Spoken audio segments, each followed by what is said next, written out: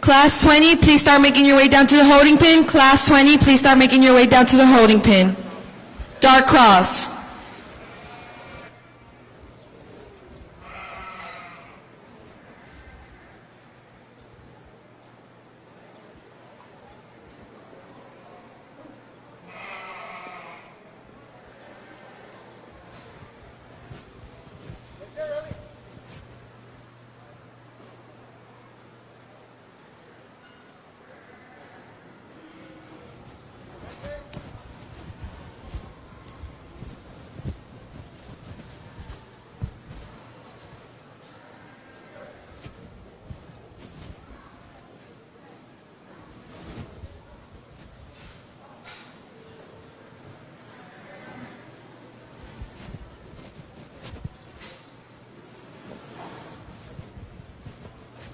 Sorry about the hold up, sir.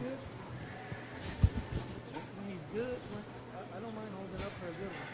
Huh. Thank you, sir. Then I want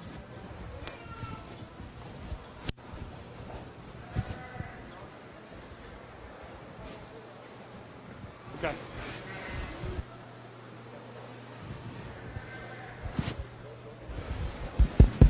Once we get into here, we've got a small number of white OPBs, so these two are within each other in a class. Young lady's gilt over here is tremendous, tremendous, tremendous. That's about all I can say.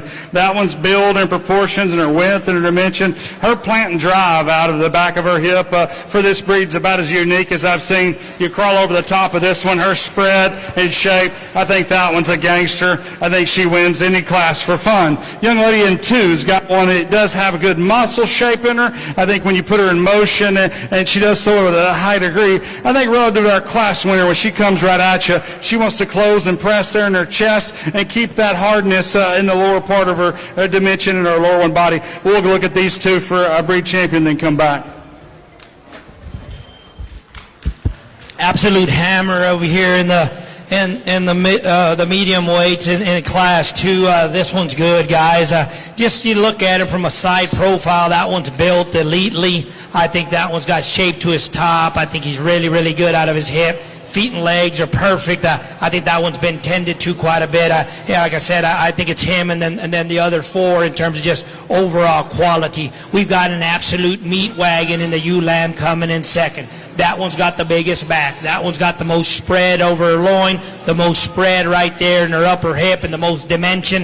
I think I fault her and place her second. Doesn't balance near as good as the one that wins a class in terms of being attractive or not as attractive right up through her front end, and just doesn't blend in as good as the one that wins. Another powerful one comes in third. That one's got a big raw back in him. Probably needs a little more time, just a little more feed in him to make him more competitive. Doesn't tie perfectly right there in his loin and his hip. I'd like to change him right there ever so slightly, but he's got a ton of muscle.